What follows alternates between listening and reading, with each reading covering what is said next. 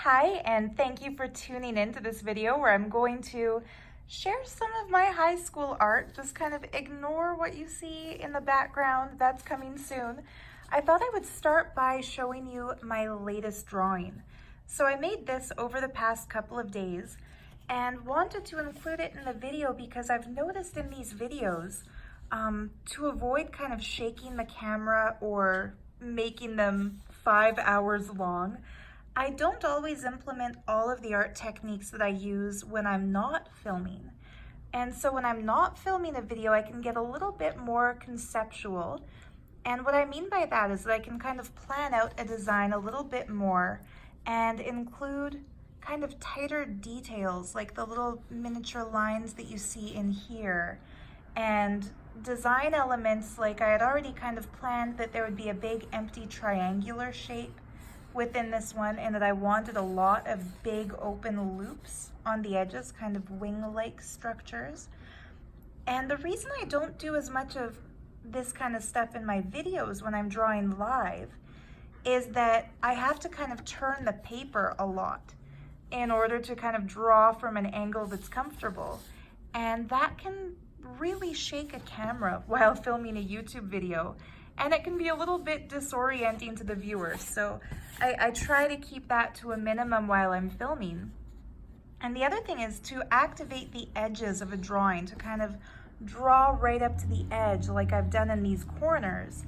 It's something that I sometimes lift my sketchbook or the pad of paper I'm drawing on literally right up to my face, so it would take it off camera, which is just no fun for those of you watching. But yeah, I wanted to show you this one because I'm really happy with the way it turned out. I like the contrast between all the open space and the negative space that's within the drawing, the heavily detailed filled in parts versus the more loopy, unfinished looking parts. So this is the 30th drawing that I've made using, I call this a sketchbook, but it's actually just a pad of watercolor paper. And when I bought this pad of watercolor paper, my idea was that once I made 60 drawings, so use the front and the back of each piece, of each page, I would publish those as a new coloring book. So I'm happy to say that I'm halfway there. But meanwhile, as you probably gathered from the title of this video, I'm gonna show you some of the art I made in high school.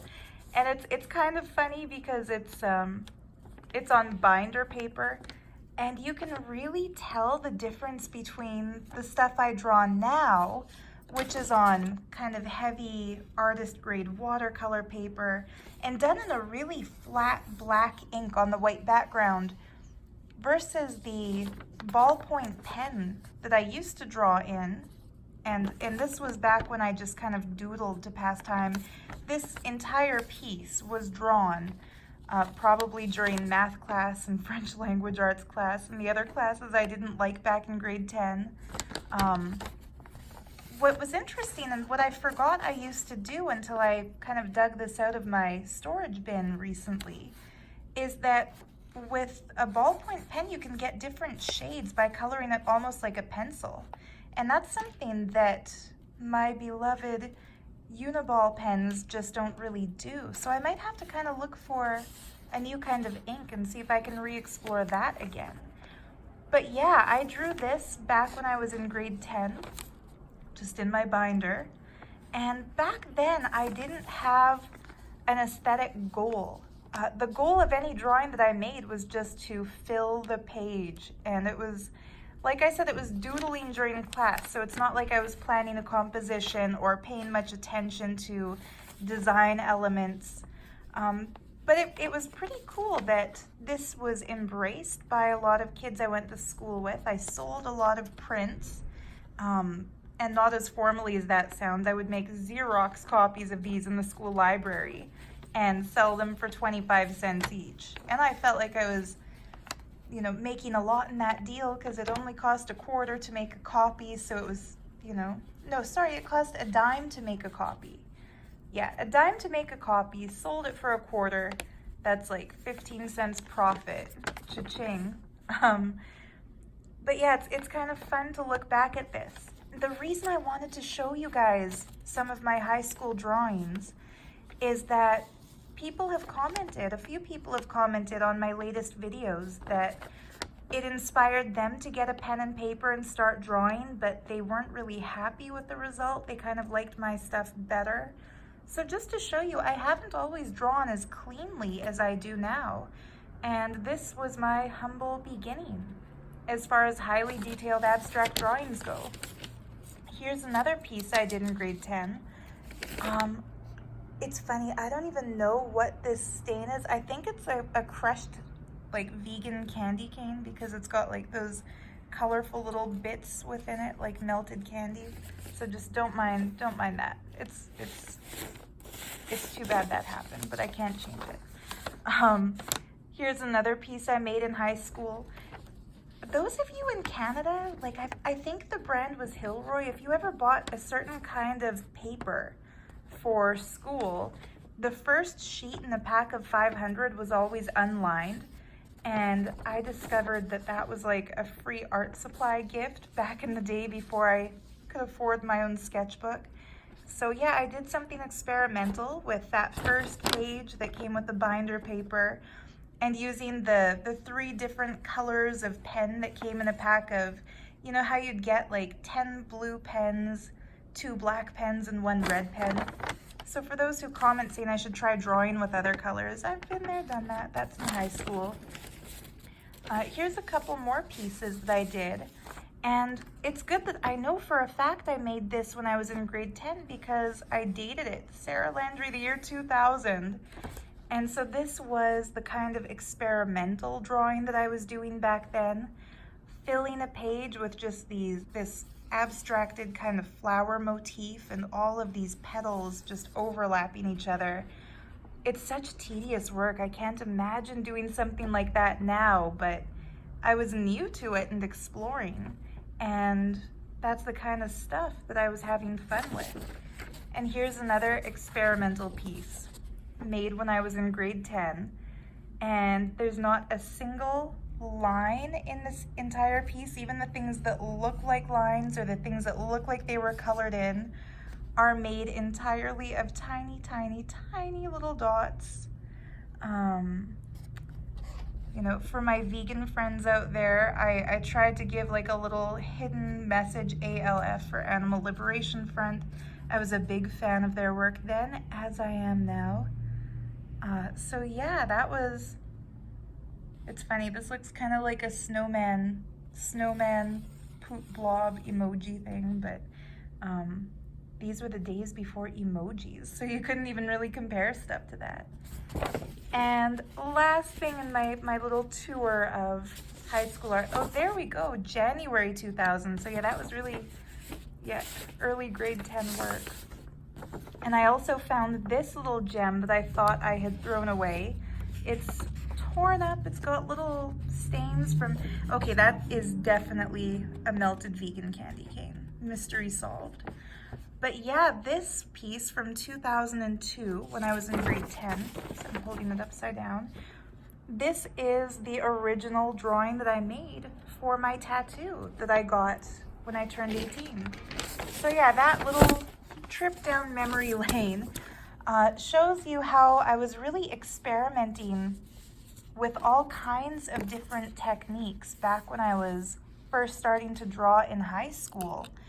And I really encourage anybody who kind of aspires to start drawing any kind of art, whether it's representational or abstract or, you know, the highly detailed, ornate, abstract kind of stuff that I do, get yourself some kind of scrap paper, like whether it's a Post-it note or just a lined school type binder paper or, you know, photocopy paper. Just get yourself any kind of paper. It doesn't have to be fancy. It doesn't have to be a sketchbook.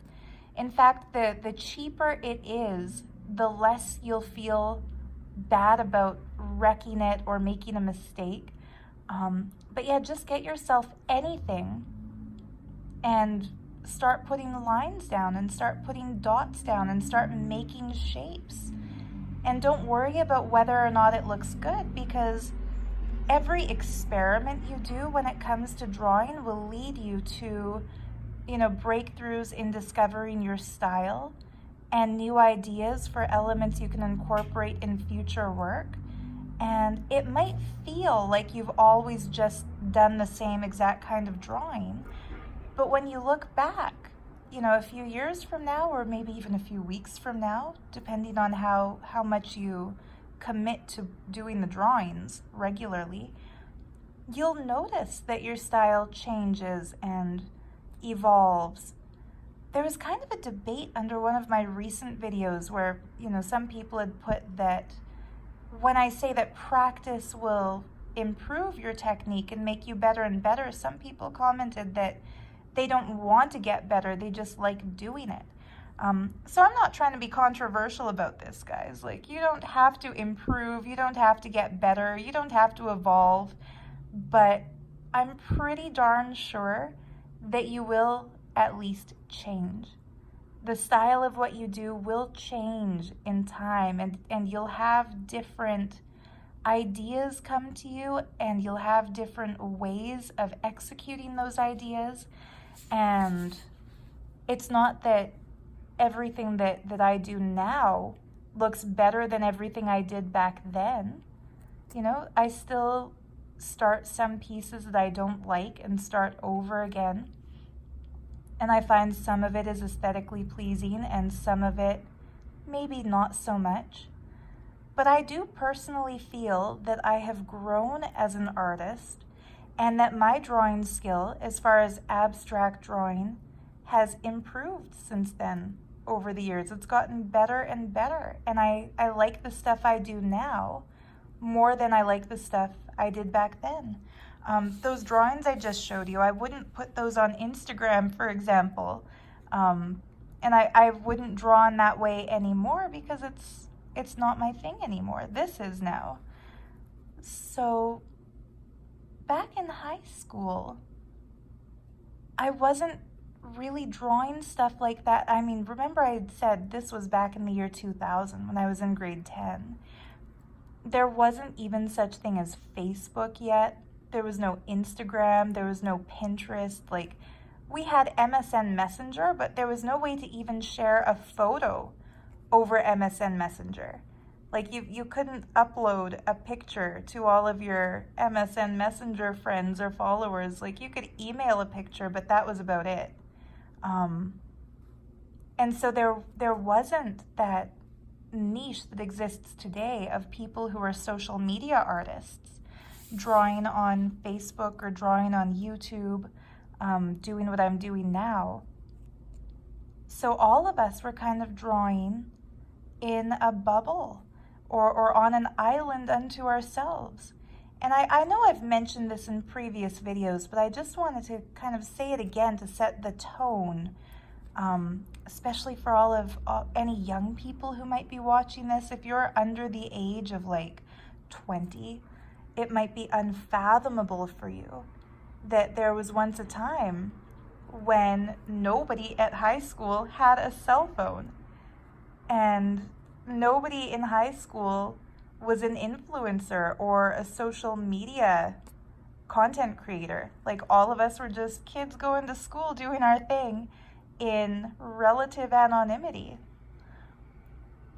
So yeah, as I draw, I should point out what I'm using as the background for this drawing is a book I've mentioned in previous videos that I was introduced to by some of the other students in a lithography class I took at Emily Carr. It's called Art Forms in Nature, and the artist's name is Ernst Haeckel. It's like a collection of plates. Maybe when I'm finished this, I'll do a little flip through for you. It's a collection of prints that are really intensely detailed studies of aquatic animals mainly, and also a few amphibians. Like, there's a page of frogs and there's a page of bats. But the majority of the pages in the book are studies that he's done of jellyfish and starfish and seashells, and it's just so cool. That's why I'm starting this drawing with kind of an abstract but jellyfish inspired sort of a shape here, because it is, for all of the online artists, it is a very fun time of year that they call Mermay. So it's the month of May. They've added a mer to it, so it's Mermay, and this is a time when online artists, especially who post on Instagram and on YouTube, are drawing mermaids and undersea inspired art. And so I find that really cool. This year is going to be the very first year when I ever participate in Inktober. I'm going to buckle down and accept that art challenge to make a new piece of ink art, which is something I do every day anyway. But I'm going to buckle down and complete an entire ink drawing every day in the month of October. And later on in the month of May, we'll see. I'm not going to make any promises yet, but I might just make a mermaid drawing, which is something I never ever do. I was very vehement about this in my last video, where I was kind of defending the integrity of abstract drawing as a valid form of art, that, you know, I do it by choice. I choose to do abstract stuff instead of representational stuff, because personally I prefer it.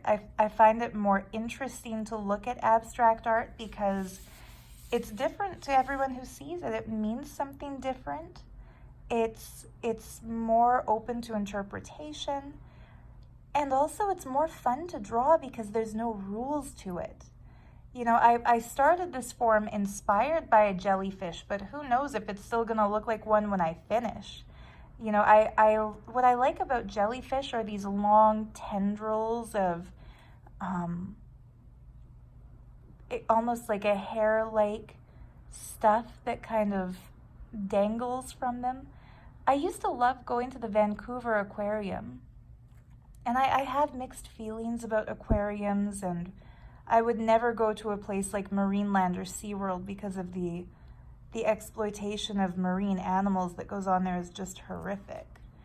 But the Vancouver Aquarium, it doesn't capture wild animals. It has rescue animals, and part of its program was to increase the numbers for endangered species. So it's aimed more at conservation than exploitation.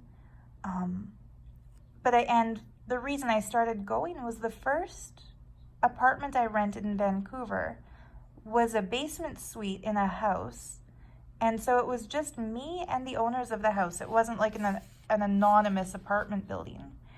And the people who owned the house were annual sponsors of the aquarium. So they had a family pass, like a household pass.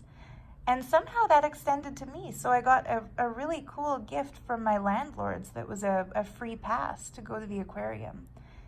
And I would sit there just in a trance-like daze watching the jellyfish. And my favorite were the moon jellies. These tiny little see-through round-shaped things that would just move around in the water in the most mesmerizing way. They were so cool to watch. And almost like from a land dweller perspective, when we see undersea creatures, especially deep sea creatures, they are just so otherworldly. Like it's almost like watching an alien life form, because it exists in a space that we truly could not survive in. And the way that they move is so different from the way we move. And anyway, I meant to make this video about my funny stories from high school, but it's turning into a very random vlog. My meandering thoughts about aquatic life.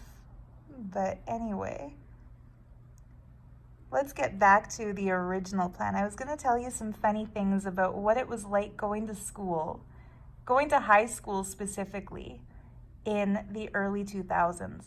because I started grade 10. It was 1999 at the beginning of my grade 10 year. And of course, like the big hype at that time, what everyone was talking about was Y2K, which was this belief that a lot of people had. Not even a belief, it was a legitimate concern that at midnight, Eastern Standard Time, like New York time, Washington time, when midnight hit, like people thought there was going to be like a technological meltdown, because when tech was new, a lot of the digital clocks programmed into computers and stuff were just on a 2-digit system. So for the year, it would be instead of typing like 1984, it would just be 84, because the 19 was a given. Like instead of 1992, it would just be 92. And so people were legitimately freaked out that when it became the year 2000, all these clocks would revert to 00, and all the data would disappear, because the computer would think we're starting over again, and that it would just erase, everything that had ever been uploaded up until then. And so there were all kinds of frightening graphics displayed on the news of like airplanes just falling out of the sky because their navigational equipment no longer recognizes the legitimacy of its own existence. And I what, correct me if I'm wrong, programmers and scientists who might for some reason be watching this. I might be oversimplifying this, but as I understood it back when I was a 13, 14-year-old kid, that's what the concern was. And of course it didn't happen, in large part thanks to, scientists, computer scientists working overtime to fix things. I remember like that Christmas, my Uncle Keith, he saved the day he was a part of a team working at the Canadian Space Agency on, I think it was called RadarSat. Like there were different satellites that he was at the controls of. And I would love to sit down with my uncle and talk with him about this more now, because one of the things that his satellite did, I'm pretty sure, was track oil tankers, and if they spill their oil, reporting them to whichever country's government oversees the water that they're in at the time. Like, that's pretty cool. It had an environmentalist application. But there was a frantic call that he got, like an emergency call, and it was either on Christmas Eve or Christmas Day. Like I said, I'd have to talk to him to get the specific details, but he had to go in and do some really quick coding. Not because of the Y2K issue. It's not because the computer was programmed to revert to 00, but because whoever had uploaded the data for something had put it in, like, in metric when it was when everything else in the company was in the other format. I forget what it's called right now, but like the meters to feet issue or the centimeters to inches issue was going to affect this satellite, and that they had kind of calculated a trajectory that if the issue was not fixed, it was very likely that satellite would fall from the sky into a populated area. And so he had to kind of change his plans for when he was going to fly home for Christmas, because he had to fix that ASAP. But yeah, Y2K, that was the big trend on the news in those years. That was the year I went vegan. Actually, in the summer between grade 9 and grade 10, I went from vegetarian to vegan. And that was the year that I started getting really serious about my art.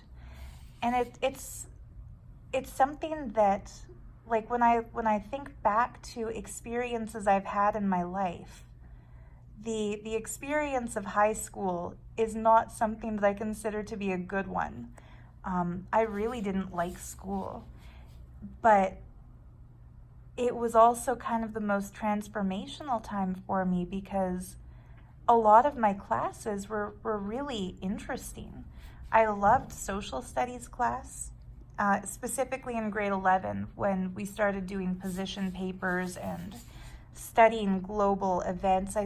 Because I went vegetarian, because I went vegan, I read Animal Liberation by Peter Singer and joined some chat groups online, which was like our equivalent of online communities, including some vegan chat groups and vegetarian chat groups. And through that discovered other authors who had touched on the topic of animal rights, like John Robbins, I think was his name, who wrote Diet for New America. And I got really fascinated by the book No Logo by Naomi Klein. Really cool book. And, because of that, I bought most of my clothes at secondhand shops because I didn't want to support a fashion industry that was exploiting like child labor and sweatshops and stuff like that, and really hurting a lot of people for style. And my friends thought that was just ridiculous because this was grade 10 in an era when, this was before the movie Mean Girls came out. But there were movies like Clueless that had come out when we were in, I think, still elementary school. And there wasn't really any kind of, at least not at the school I went to, there was no group of alternative kids who were into vegetarianism or veganism. I was the only vegan in the entire school, and I was the only one who kind of boycotted popular fashion brands and who chose to wear stuff that didn't contribute to animal exploitation. I wasn't a skater. I didn't know how to skateboard, but I only wore skate shoes, Vans brand skate shoes, because they were the only vegan shoes I could find. But yeah, my friends were, especially in early grade 10, the girls I hung out with were super cliquey. And they were very much like what the plastics were on Mean Girls. Their primary concern in life was popularity. And, they were driven by getting noticed by the guys that they thought were hot and by wearing clothes that other people couldn't afford.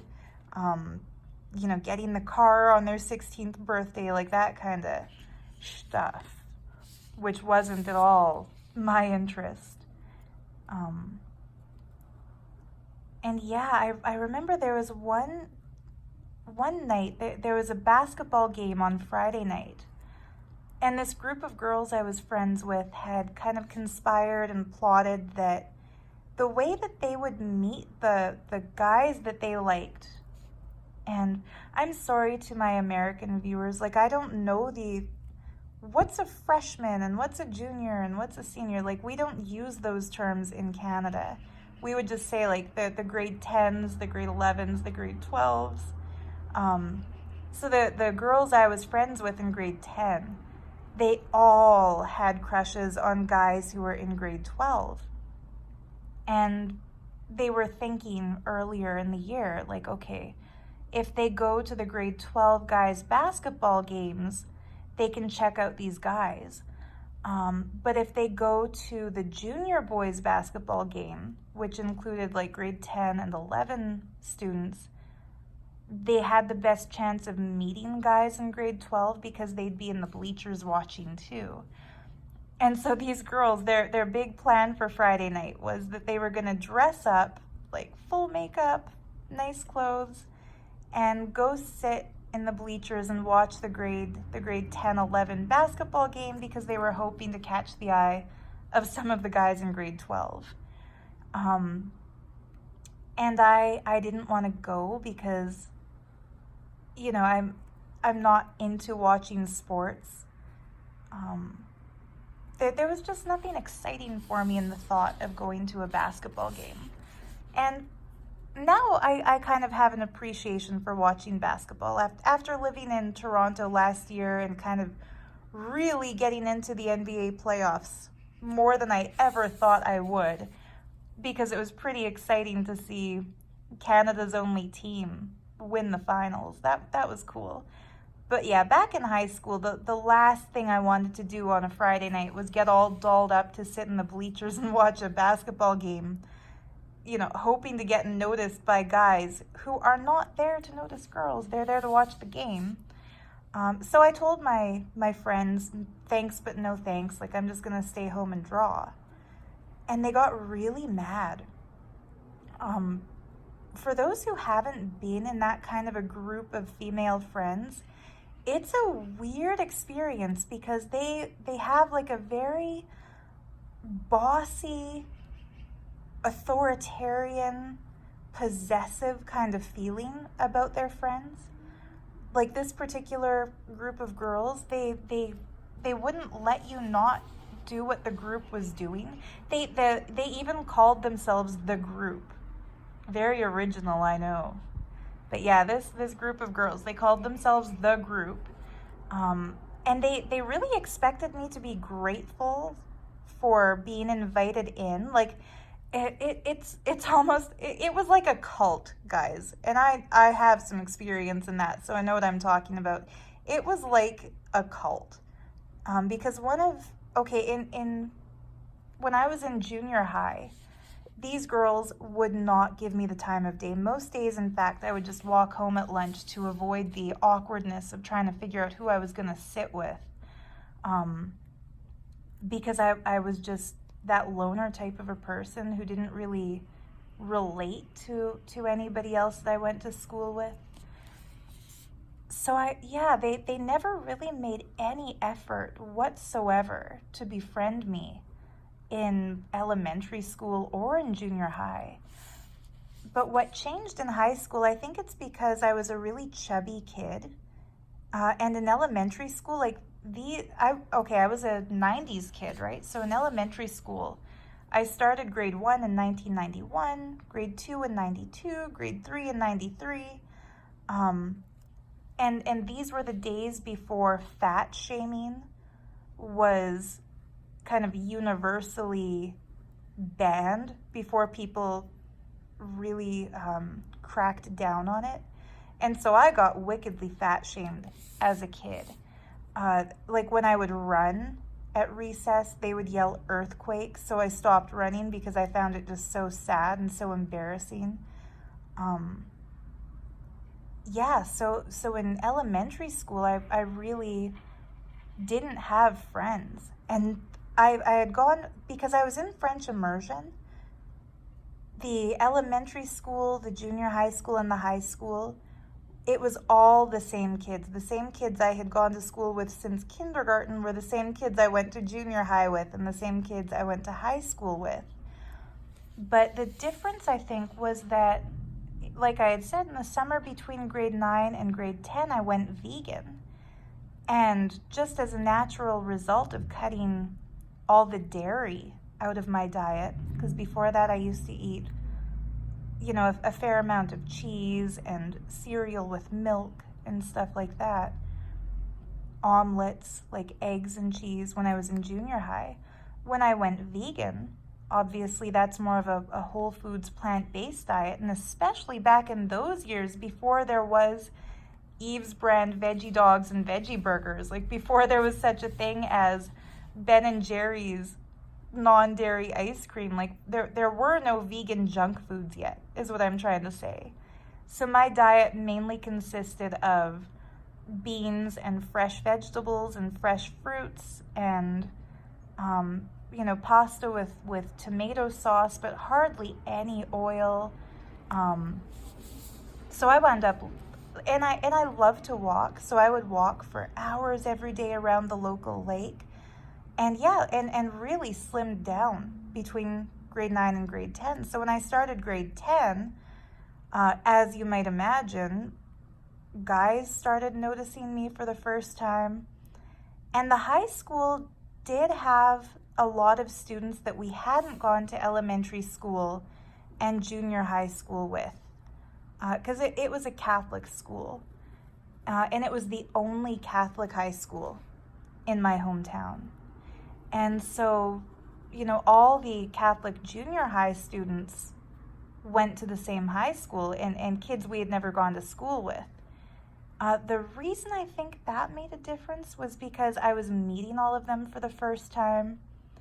And so they didn't know that I was kind of ostracized by the kids I went to elementary school with and to junior high with.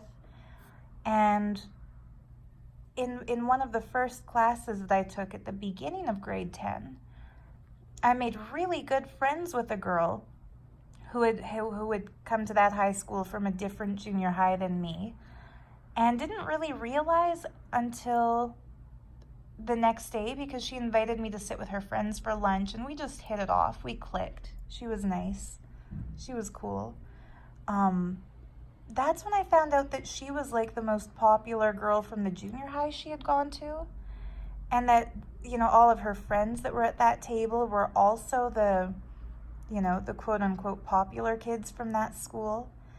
And it just turned out that the popularity dynamic, which is so weird and so political in schools, but the popularity dynamic in that particular high school favored the kids from their junior high, not the kids who had come over from my junior high. So meanwhile, these shallow, vain girls I had gone to junior high with, who had been like the plastics and who had been very mean to me in previous years, they noticed that I was friends with all of these, even more popular girls than them from the other junior high.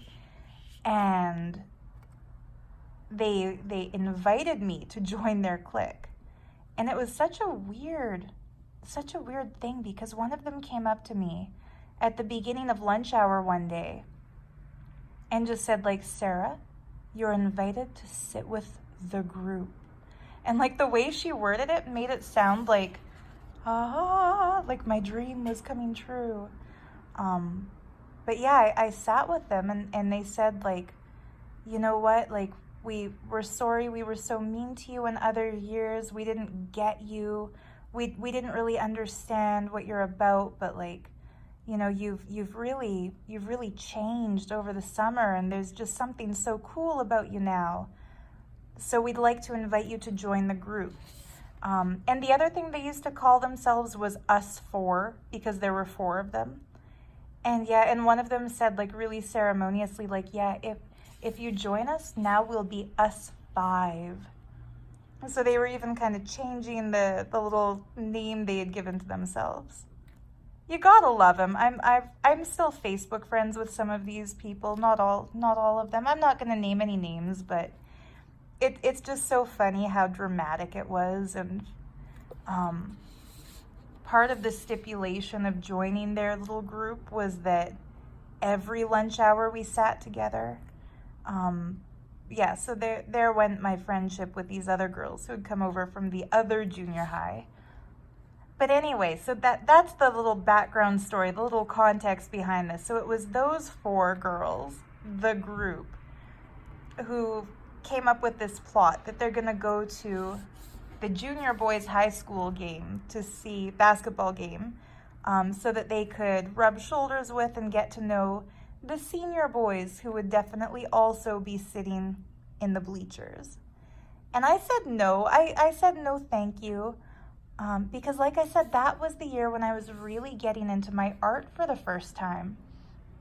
And like I showed you earlier in this video, I was doing this kind of drawing in my binder in class.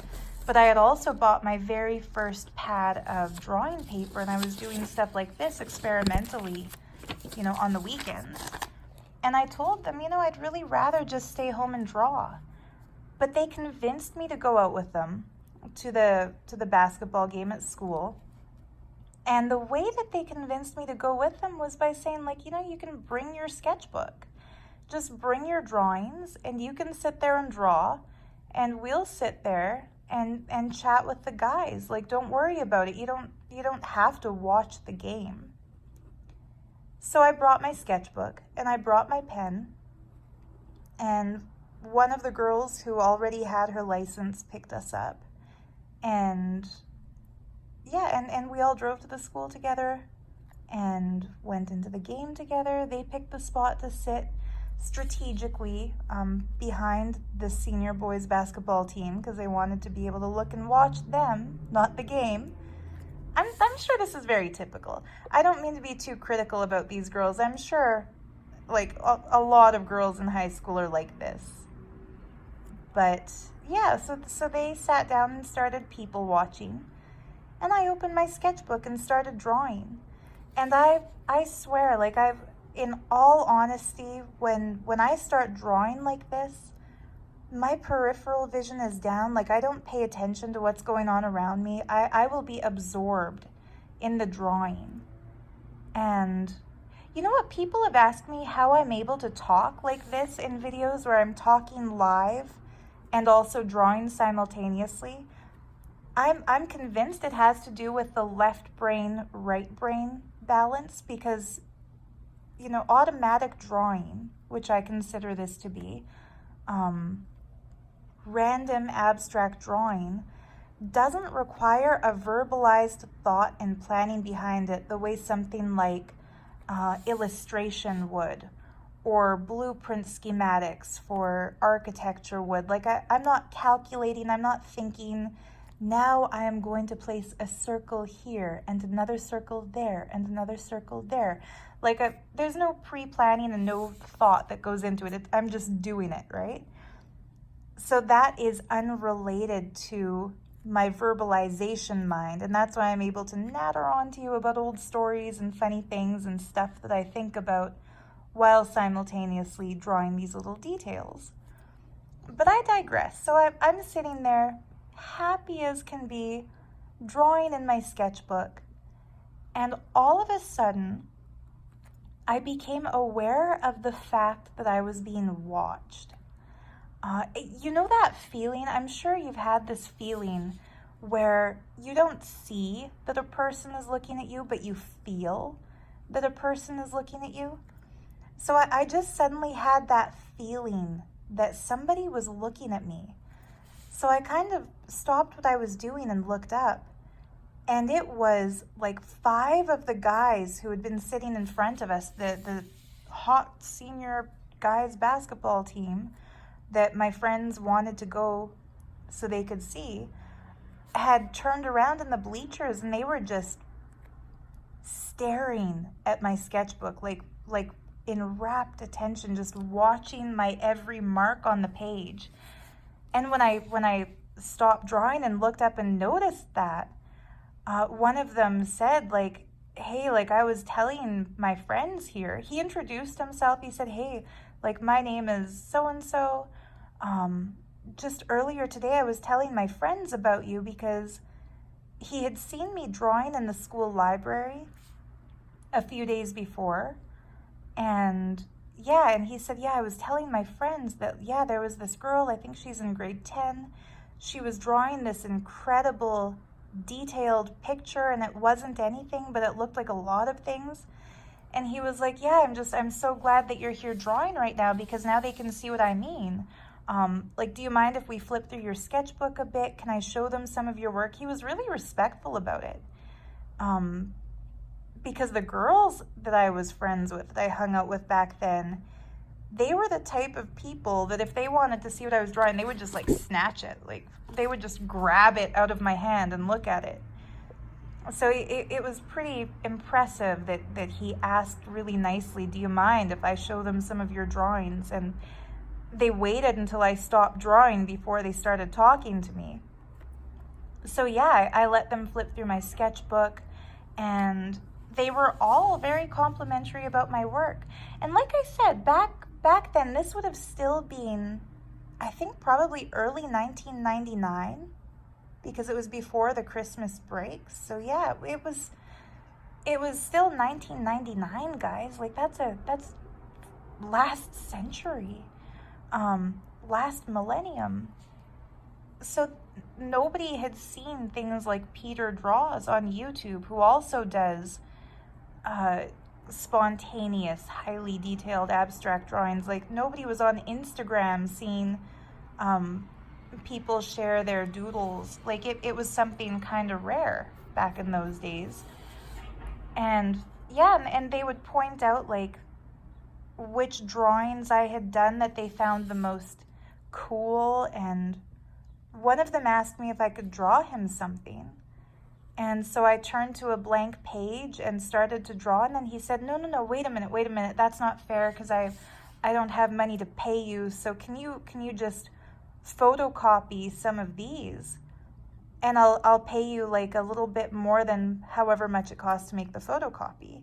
And like I said that earlier in the video, that's when I first started selling Xerox prints of my drawings for 25 cents each. And that with that money, I could afford to keep buying more pens and more paper. But yeah, it was kind of cool because I was so glad I had gone to that game instead of staying home and drawing by myself, because it was the first time I got feedback on any of my drawings, from people who were really interested in it. And it was the first time I got some patrons for my art, like guys willing to pay a quarter for a 10-cent copy. Like that was kind of cool for me. And it was also the first time I ever spoke while drawing, like which is what I'm doing in these videos, because as I drew, they would ask me questions about, have you always been able to draw a line that follows another line so closely like that? Like, how do you do this? And I would describe like how much I practiced and how I drew in all of my math books and how I drew when I was at home. And that's probably why I'm able to do this so easily now, speaking and drawing. Partly the left brain, right brain thing, partly also because I had practice. And yeah, and it was just so cool. Like one of the guys offered me a ride home, and he was the guy the leader of that the group, us 4 or us 5, depending on which year you're talking about them, the plastics as I think of them now. He was the guy that the leader of that group had the biggest crush on. And he offered me a ride home, and I said, no thanks. Like I'm here with my friends. Like we all came here together. We'll leave together, but thanks anyway. And then another one of those guys said like, hey, do you want to go to my truck and just make out for a while? And I was like, no. I just laughed. Literally, I thought he was joking because it's such a weird, random thing to say. And I was I had been so not popular in junior high. I was not experienced with such things as that. But anyway, other than that one random offer to make out, and other than that one offer for a ride home, the conversation really did center just around drawing. And, I told them about my favorite abstract expressionist painters and what they were like, and the theory of the automatiste movement, which was that pure forms can only come through the artist if the artist has no preconceived idea of what art has to be. And this is the kind of stuff I would try to talk about with my girlfriends, and they just had no interest. Like, they would literally say like, ugh, I can't believe you're into that kind of stuff. Like, just shut up and try on some silver jeans, because, oh my God, I can't believe you don't even own a pair of silver tab jeans. That's not even an exaggeration. That's literally how they talked. But yeah, it felt so good for me to finally be able to talk to some people about my drawings. And then when the basketball game ended, a couple of them just reminded me that, okay, on Monday during lunch break, let's meet at such and such place, and they told me which pages they wanted me to Xerox for them, and said, yeah, they'll bring some money. If I meet them at that spot at that time, they'll buy some of my prints, and they want them signed in case I'm ever a famous artist one day, which, sorry guys, those photocopies still probably haven't appreciated much in value. But yeah, it felt nice to get noticed for my art, which was something I cared about, not for my looks or for, the hot girls I'm friends with, because previously, like, I had already been friends with a couple of these popular girls in junior high. And my experience in junior high had been that if a guy was talking to me, it's because he wanted me to introduce him to my pretty friends. If you've seen that movie, The Duff, I guess I would have been like, the Duff in junior high. But yeah, it was I thought it was a really good night and that we'd all had a lot of fun. And then cut to the scene where we're all leaving the basketball game and heading back to my friend's van. This I say friend in air quotes, this friend who had driven all of us there. And that was when I realized these girls were pissed at me. They were so mad, like mad with a capital M. I had never seen them more angry. And, they all got in and slammed their doors. And I was going to get into the back seat when my so-called friend just said, like, hey, like, those guys offered you a ride. Why don't you accept that? Like, just go run up and ride with them. You obviously don't need me to drive you. They're going to drive you. And I told her, like, hey, like, weren't you listening? Like, I said no thank you to that ride because we'd all come here together. And yeah, she just wasn't having it. She just refused to drive me home. And to be honest, I didn't want to get into a car with a bunch of grade 12 guys who I didn't know. So I didn't go accept that ride. I just walked home, which was not far. To be fair, it's not like she abandoned me in a dangerous neighborhood far from home. Like I lived about 2 blocks, no, 3 or 4 blocks away from the school. So it was a safe short distance, but still, the principle of this, like, who the hell slams a door in their friend's face because they're mad that the guy they have a crush on offered her a ride, but she turned it down? It's not even like I said yes. It's not even like I went to make out with one of them. It's not even like I was flirting. I was literally just talking about my art. But yeah, those girls got really mad. And then it got even worse because when I got home that a few minutes later, there was an email thread started. When you send somebody an email and you send it to like a group of people. So there was an email group started where the girl who was the most pissed sent an email to the entire group. And it was titled something like "A Serious Talk About Us 5."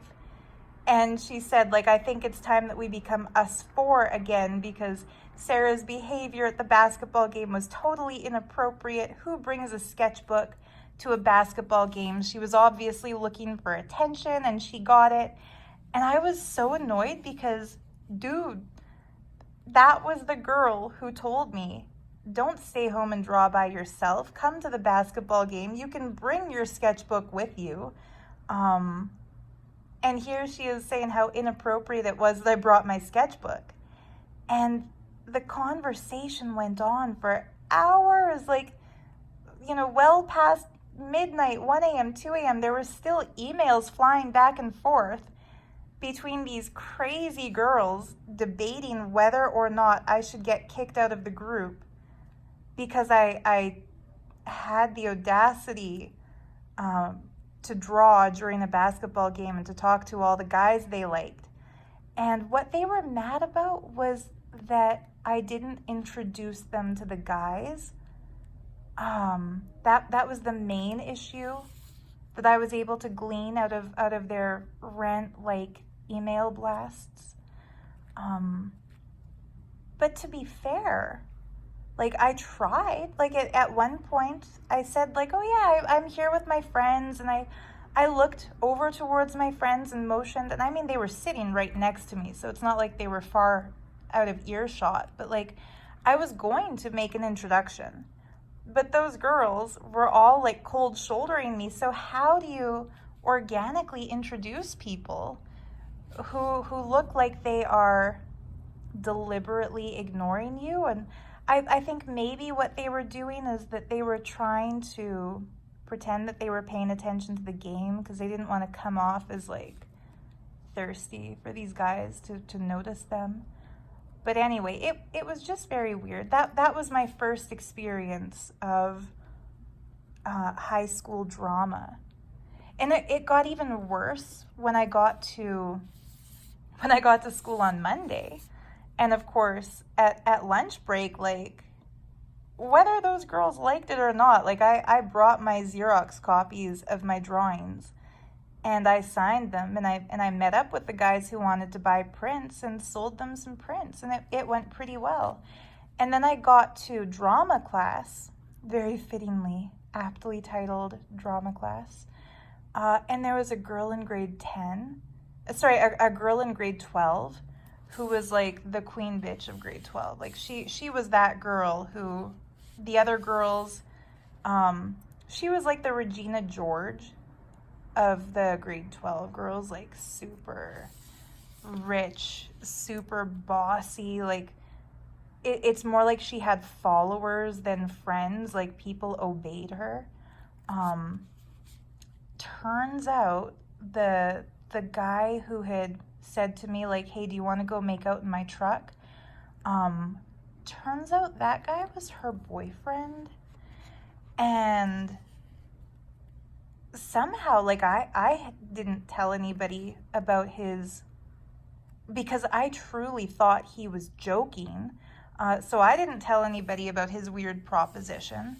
But somehow it had gotten back to her that her boyfriend had asked this grade 10 girl to make out with him. And she legit threatened to kick my ass. Her exact words were, "If you ever talk to my boyfriend again, you're gonna see what'll happen to that pretty little ass of yours." And to be honest, like having been the chubby girl who got bullied for my weight, I'm not gonna lie, like I kind of liked it how she worded that, because I thought that's kind of good if I do have a pretty little A instead of whatever. But yeah, it was just very weird. And in retrospect, it was probably those mean girls that I was hanging out with who told her that, because it only makes sense. Who else would have told her? Probably not the other guys, because they were just laughing and talking about art. I don't think that guys are as gossipy as girls at that age. But yeah, that was a very weird experience. And I had another very strange run-in with these girls that finally led me to just decide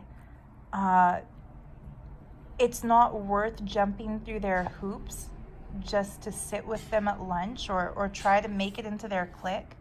The next kind of weird run-in I had with them was when a girl who was not part of their group, but who had also gone to French immersion with us in elementary school and junior high, when she bought her first car, she was basically like my best friend outside of that group.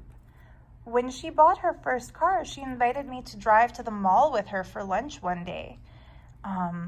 So yeah, of course I did. Like, cool. Like, it felt so grown up and so mature to be able to go to the mall for lunch, because she was the first friend who had ever suggested that. Everybody else I was friends with just sat in the cafeteria and had lunch at school. And, I didn't even think twice about it. I just said, like, yeah,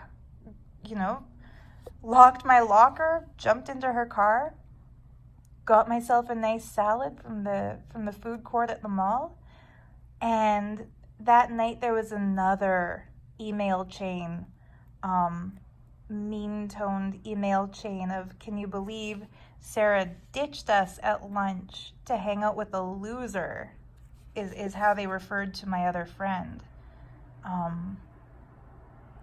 And I wrote back to that email chain and said, I didn't ditch you to hang out with a loser. I just decided to go with my friend so-and-so. I'm not going to name any names here. But yeah, I just decided to go for lunch with another friend because, you know, she just got a car. It's exciting. I was proud of her. Like, she worked and she saved up and she earned this. And how could I not go when she invited me? And one of the girls replied back, how could you go without asking us first? And like, we've all heard about controlling, abusive relationships. Like, girls, if you're ever with a guy and he doesn't want you to hang out with anybody else but him, or if he ever doesn't want you to wear makeup to go out when he's not going to be there because he's so insecure that he can't stand the thought of other guys looking at you, like, get out. That's a red flag. He is controlling and potentially going to be abusive, even more so. But yeah, nobody had ever warned me that a group of girlfriends can be abusive and controlling like that. But that was basically all it took to push me over the edge and out of that friendship. Like, dude, I'm not going to ask you permission to go to the mall with another friend. Like, that's not how I see my high school life going, is that, like, somebody asks me, hey, Sarah, do you want to go hang out? And I say, sorry, I just have to get permission from 4 of my other friends who dictate my schedule. So yeah, after that little chain of emails, I didn't respond back to any of them. I just I read it out loud to my mom and said, like, does this sound right to you? Like, so-and-so says this, and then so-and-so says that, and then so-and-so replied back with this. And my mom just said, yeah, that sounds like too much drama. It's probably not going to change. Because I asked her, is it worth trying to negotiate with them and say, like, how about if we have an agreement that, like, 2 lunches a week I can hang out with these other friends, and I haven't even talked to these other girls in so long because one of you has an issue with them. Like, can I see them this day and that day? And my mom kind of put it into perspective and said, do you really want to negotiate terms of a friendship, like as if it's a work contract? Like, do you want to be tied down like this? And of course I didn't, and still don't. I think that's why even to this day, I have almost like a fear of commitment, whether it's in relationships or in friendships. Like, I just don't want to be limited by other people's rules, you know, social rules. But yeah, I just decided that I wasn't going to reply to any of their group emails anymore, and that I was done with that. And if that meant kind of being in a weird limbo zone at school for a while, like not knowing who to sit with at lunch, or because this other friend who I had gone to the mall with, as much as I liked her, the people she hung out with were just not my kind of people. And I'm not saying that as they weren't popular. It has nothing to do with popularity. It's that, you know, one of their brothers was a bow hunter, and I just could not. They invited me to that girl's house once for a party, and F it, guys. Like, as an animal rights activist who truly loves animals, seeing the heads of animals mounted on somebody's wall like trophies, and these people are proud that they killed, dude, like, I can't with that. You know, I'm the kind of person that when I go to the grocery store, I avoid the meat aisle and the dairy aisle and the eggs like the plague. Like, if I even walk past it, I feel sad because I don't see meat as meat. I see meat as the chopped up body parts of the corpses of animals who got murdered for people's pleasure. Like it's a thing. So for that reason, it's not like I could just jump to that friend group because no. Um, but I did okay. I turned into one of those floaters who was just friends with everybody. Like every day I would sit with somebody different and hang out with somebody different, and that's kind of how I like it. It keeps life interesting. You know, everyone has something unique to talk about and unique to share, and if you limit yourself to just one group of friends, you're only ever going to hear that one perspective on life and that one perspective on the world. I'm thinking I'll do another video soon. I've kind of mentioned it previously, but what it was like going vegan in 1999, because that same group of girls threw me an intervention in early on in the grade 10 year, because one of them had offered me some French fries. And I told her, like, first, let me go ask the guy working at the cafeteria, like, if they were fried in the same oil as the chicken or if they were fried separately, because I'm vegan.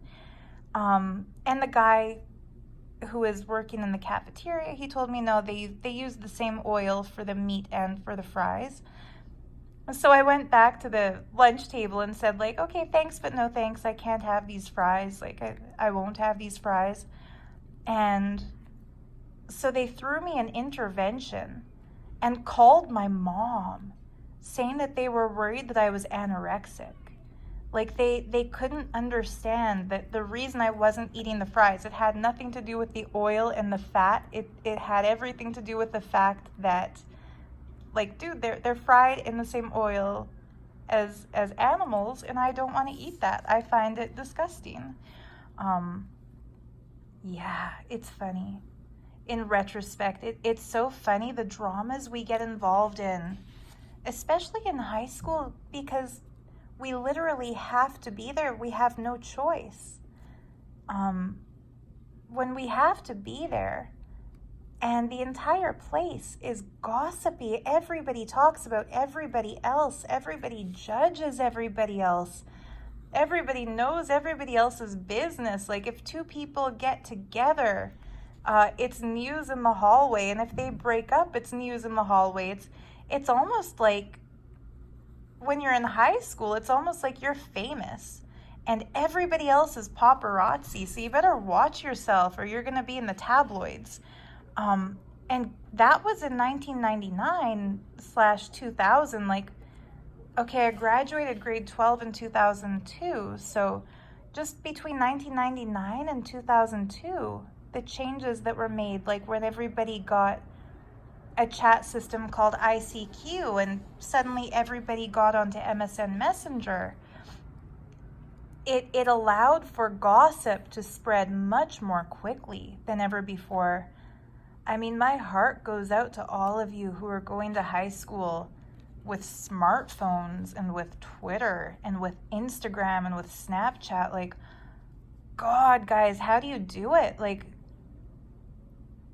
if gossip spread, like in my high school experience, there was no such thing as a smartphone yet. So the only way you could check your email or check your MSN messages or your chat, we had GeoCities pages. This was even before MySpace, my dudes.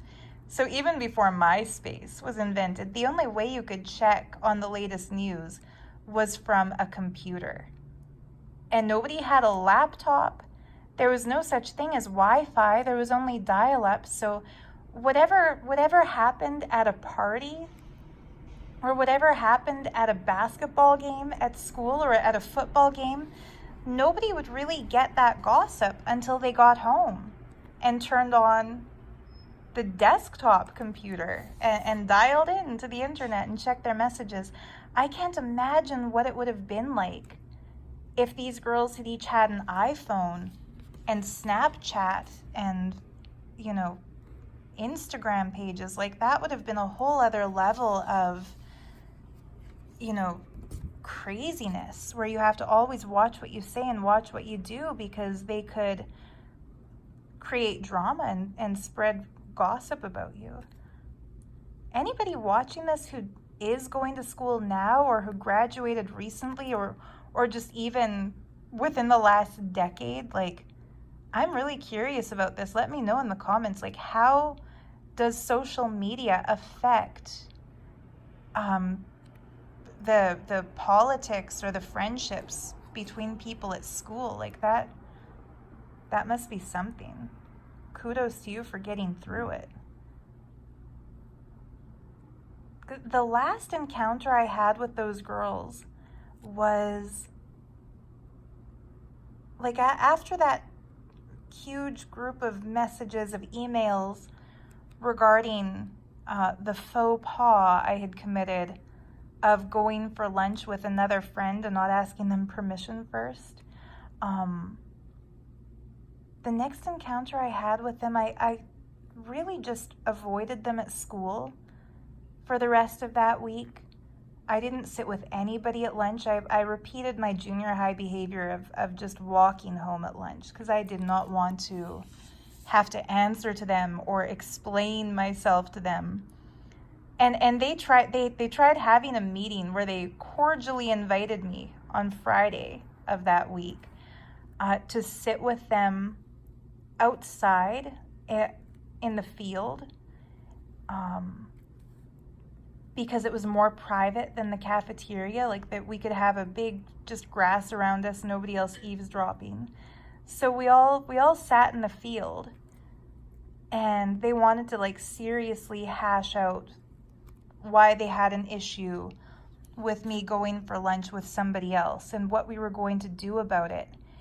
And I mean, in high school, we take things really seriously when it comes to friends, right? Because nobody wants to be left out, and nobody wants to be kind of without a group or without their little tribe. And so I kind of thought maybe I should make an effort to fulfill their strange demands. But I finally just said, you know what, guys, like, thanks, but no thanks. You can be us four again, because I just can't stop being friends with my other friends just because you don't like them. And I can't like ask you permission every time I want to hang out with other people because you're not always around to be asked. Again, it would have been different with iPhones. I could have just sent a group text saying like, hey guys, I'm going to lunch with somebody else today, but they probably wouldn't have given their permission even if I had. But anyway, that happened on a Friday. And then Friday night, I got a phone call from one of them saying like, hey, we're all going to this party. Get dressed, get ready. We'll pick you up in like an hour. And I said, no, thanks. I'm just going to stay home and draw tonight. Like, I don't feel like partying. Like, go without me. I'm kind of done with all of this. And I was in my mom's basement, painting actually, not drawing. I was painting. And I had like one of those peel-off face masks on. I was already in my pajamas. I took an early shower, got into my pajamas, put on a peel-off mask, because I was really looking forward to just a night in and a relaxing weekend. And at about 10 o'clock, those girls all showed up. And like, I hadn't thought to say to my mom, like, if anybody comes over, don't let them in. So she let them in. They all came downstairs, where I was sitting on the floor in my pajamas with my peel-off mask on, painting a picture. And they tried to physically, like, they peeled off my peel-off mask. Thank God that there weren't iPhones and Instagram and stuff back then, because I'm sure they would have gone live and peeled off my mask for everybody else at the school to see. But yeah, they peeled off my peel-off mask and tried to forcibly drag me to my closet and dress me up to go out to this party. And they couldn't believe that I just simply refused to go and said, like, guys, like, if you if you try to kidnap me, like if you try to physically pull off my pajamas and dress me up and take me out, like I'm gonna scream and my mom will kick you out of her house. Like this isn't happening. Like I can't believe I didn't think of this before, but it's kind of like no means no. And again, this is the kind of thing that nobody would take with a guy, but nobody ever really warns young girls that other girls can do stuff like this, like invade your personal space and try to force you to do something that you're not comfortable with. But it happens. Girls can be very aggressive and very bossy. So yeah, I refused to go. I said like, no, I showered, I put on my pajamas, I already primed this canvas and started painting. I'm not gonna leave it now. Back then I had just bought my first oil paints. And any of you who have ever worked with oil paint before, you'll know that when it freshly goes onto a canvas, the texture is just so soft and malleable, and everything that you paint blends into everything else. And I was using the cheap student grade oil paint, so they dried a little bit faster than the professional grade. And I just told them, like, the colors are still blending. Like, I squeezed a bunch of paint out onto my palette. And paint isn't cheap. Like, I spent my whole babysitting earnings on that paint. I wasn't going to waste it by abandoning a project and going to a party. Yeah, that was the very last time that they made an effort with me. And on Monday, you can imagine, like, the gossip. They were telling everybody, like, Sarah is so antisocial. She'd rather sit at home by herself painting than go to a party. Like, how crazy is that? But you know, in a time like this, like the pandemic, where everyone has to practice social distancing and gatherings of large groups of people are prohibited and coffee shops are closed and bars are closed, like, I think those of us who are comfortable staying home by ourselves, mentally speaking, it's healthier for us than for the kind of people who need a group of others who approve of their actions and who, you know, always hang out together. It's, I'd rather be like this, where a little more introverted and happy with my own company, than be so extroverted that I'm only happy if I'm around a bunch of other people all the time. What's interesting is I met up with just one of the girls who was in that group a couple of years ago when I came back to my hometown for a visit after having moved to Vancouver. And she invited me out to coffee with her. And she teared up and she apologized and said, yeah, I've been thinking a lot about high school lately, and like that just wasn't fair the way we treated you. And she actually apologized. And as we were talking about life, she also mentioned that she really feels like this was like shortly after I had started my YouTube channel. And I had my own solo exhibit of art in a local cafe in my hometown, like, and a few people who I had been friends with in high school knew about the piece of mine that was in the National Gallery. So, you know, some of them were kind of following what I was doing. And she said that she feels like the height of her life had been in high school. Like, that's when everybody noticed her, everybody talked to her. She was like the star soccer player for our city soccer team, and go Chargers. Like, all of my friends were on the Chargers soccer team. But yeah, she said that she kind of wished that in high school she had also taken some time to develop herself, because, you know, there we were, like, about 10 years later, and instead of finding it crazy and silly and ridiculous that I'd rather stay home painting some days, she said she really wished that she also had something like art that she could do that was just hers, because you know, playing soccer and going to parties and doing the stuff that those girls were doing in high school just doesn't really translate into a hobby as an adult, or into the same kind of a passion as an adult as for the kinds of kids who are artsy kids who have their sketchbook, or who write poetry or journal, or have some kind of a personal introspective outlet. So yeah, to anybody watching this who kind of feels like a misfit in high school, or, you know, who has had a falling out with friends because they just don't get you, don't worry, because later in life, high school isn't everything. Later in life, you'll meet people who really not only understand the stuff that you do, but who also value it, and who either do it themselves or do something similar to it themselves. Like, the world is such a big place. It used to scare me sometimes. I would get kind of anxiety about going to school in the mornings back when I was in high school, because there was so much drama that went on. And a lot of times, like when these girls would get in fights with each other, they would demand that I pick a side.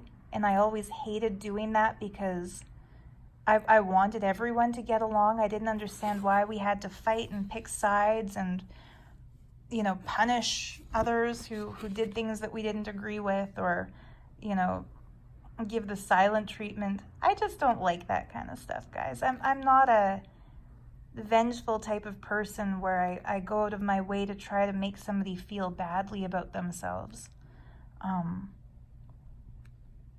But yeah, I used to get a lot of anxiety about that, especially if there were other people fighting and asking me to pick. But luckily, the adult world has a lot less of that. Yeah, I think I'm about done with this drawing and about done with this funny high school story time. I've been watching a lot of other YouTubers who do illustration type of art, as opposed to, you know, fine art or abstract art, or the kind of stuff I'm normally into. So I think that has come through in this drawing a bit. You can see it's less of my usual style. Usual style being like this on the other side of the page, which I drew in a different video. This one is definitely more big and more illustrative than detailed. And especially because I'm working towards my coloring book. So here is the 31st page, and I'm working towards 60, but there's page 31 ready to go. And yeah, I've been really enjoying watching other artists on YouTube.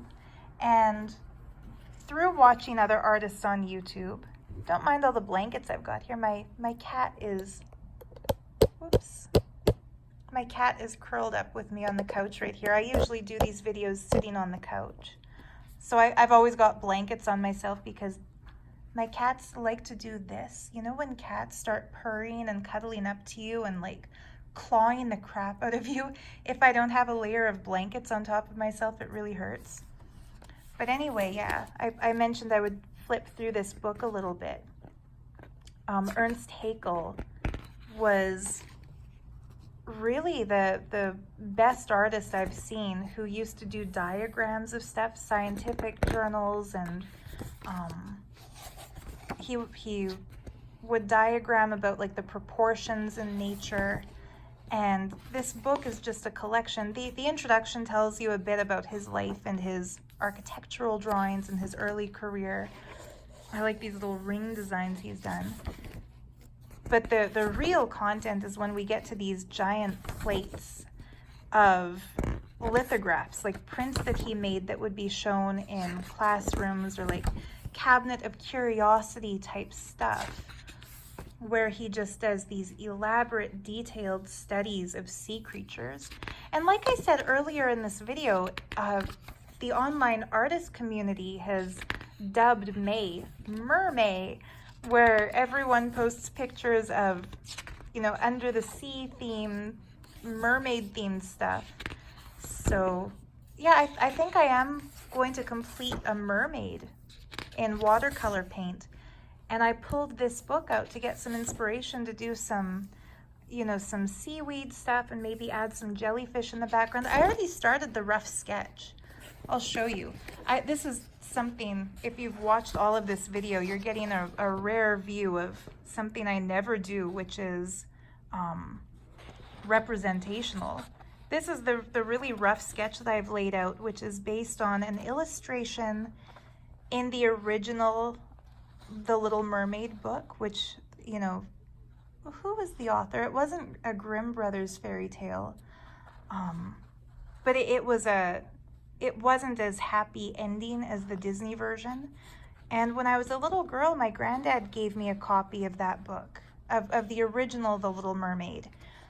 And there's one scene in it that I really loved where her name wasn't Ariel. I forget what her actual name was, but she's sitting on a rock in this little undersea garden she made that includes a statue from a shipwreck, and it has all these beautiful intertwined seaweeds growing up and around it.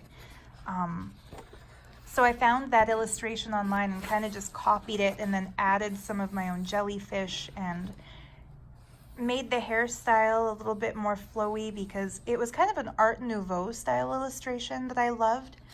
What I loved about it was that the way the hair was rendered with a single braid and then just a big swoosh of really long hair.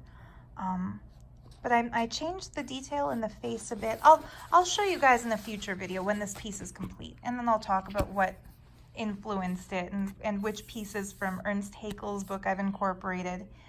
If you've watched all the way to the end, if you've listened to this whole thing, thank you so much. I appreciate your interest in my YouTube channel and in my art. Like I said, if you have any interesting stories about high school, let me know in the comments below, because I'm curious how the social media craze has affected kids going to school. And yeah, like I said, my drawing style, the way it's evolved over the years, I definitely feel it's come a long way from this kind of mess of details into this more refined mess of details. It's still a mess of details, but I think especially because I drew this with the idea that it would go into a coloring book, so I left more negative space where it could be colored in. That's probably the biggest change from high school till now, was that I either did these tribal tattoo style drawings that really were inspired and influenced by tribal tattoos, which were all the rage back then. All the girls were getting tramp stamps, although I got this on my upper back.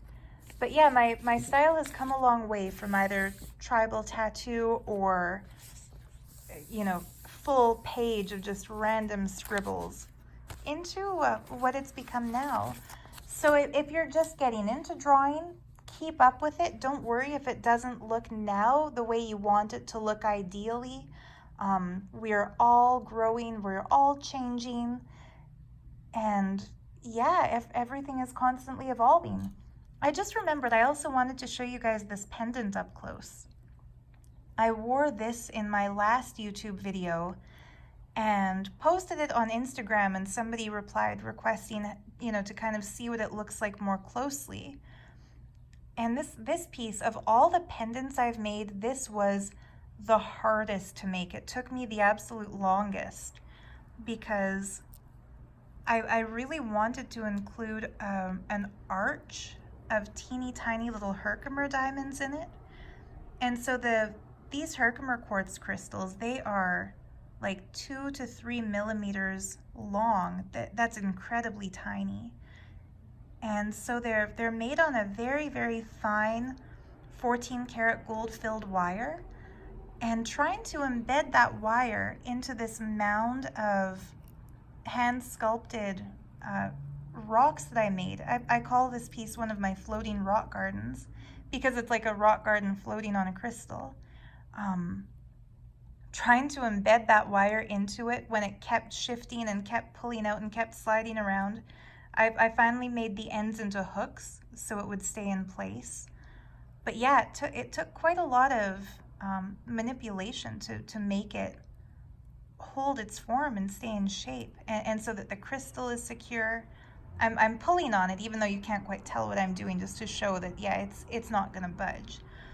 But the crystal is really cool. If you can see, like, every single side of this crystal has horizontal lines that are naturally like etched into it, like very tight little striations. And what the people in the kind of the new agey crystal community call that type of quartz is Lemurian seed quartz. And they say that it connects the people who wear it or touch it or meditate with it to the ancient wisdom, you know, of cultures in our world from the what we would think of as the prehistoric past, lost civilizations, Atlantean and Lemurian. Whether that's real or not, it's sure fun to think about, and kind of fitting for Mermaid, because there's that animated movie, kids movie called Atlantis or Journey to Atlantis. I used to love that cartoon where everyone in it wears a crystal. And so this piece is kind of inspired by that, like having your personal power crystal. And it's crowned with, I should put a white background here instead of my hand there, that's better. It's crowned with some really high quality moldavite. I wish the lighting was better in here so you could see that, but there's a piece of moldavite embedded into it and a piece of sugilite. And this is the brightest, most brilliant purple sugilite from my collection. So all of these stones are known as very high vibration: moldavite, sugilite, Herkimer quartz, Lemurian quartz. And the brand of polymer clay that I use to make this rock mound, it's Primo brand, which according to my research is the only cruelty-free vegan polymer clay out there where it's guaranteed not to have any animal byproducts. So it's Primo brand. And then I've added mica powder, a fine gold colored, really pure mineral powder to just give it that extra kind of sparkle. And then did a top coat of Primo brand glaze so that the mica is sealed in. So if you rub your finger on it, you don't get fine little mica dust. You won't have glitter all over your place, is what I'm getting at with this. So yeah, for anyone who was curious, that was the pendant I wore in my last video, and it is up for sale in my Etsy shop, and I'll put a link to that in the video description. I'll also put a link to my Patreon page in my description, because it's thanks to the generous support of my patrons that I'm able to keep making videos like this one. I've set a goal for myself that once I've saved up enough for it, I'm going to get a proper overhead mounted tripod so I don't have just this shaky thing balanced in my lap for my drawing videos. I can start filming properly at my desk and not have blankets in the background and shakiness in the videos. So yeah, that's in store. And yeah, thanks to those who don't skip the ads too, because, you know, internet fees are expensive, and saving up for things like proper overhead tripods, those things don't come cheap. So I get a lot of people commenting on my videos saying, you know, you should get a professional microphone, or you should get some better lighting for when you film on a dark day, or you should get a tripod. Like, guys, I make very little money on YouTube. So in order to expand my studio for YouTube videos, I also need to kind of increase the funds. Otherwise, YouTube becomes kind of just a big money pit where I'm constantly trying to upgrade my materials. So yeah, but that's in my list of, you know, materials to invest in once I've saved up enough, is an overhead tripod and some nice studio lighting. But meanwhile, I don't think this quality is so terrible that it makes it hard to watch my videos. At least I hope I'm audible. My voice is clear enough, and that despite the occasional shakes, I think you can still pretty much see what I'm doing, hopefully.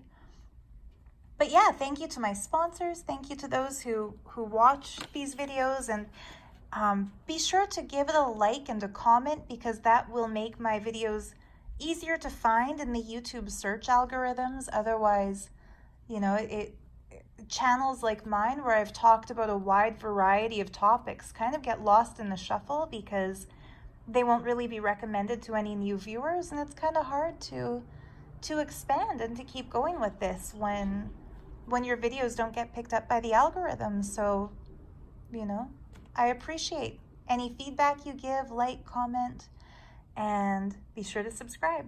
Thanks for tuning in. We'll see you next time. Bye.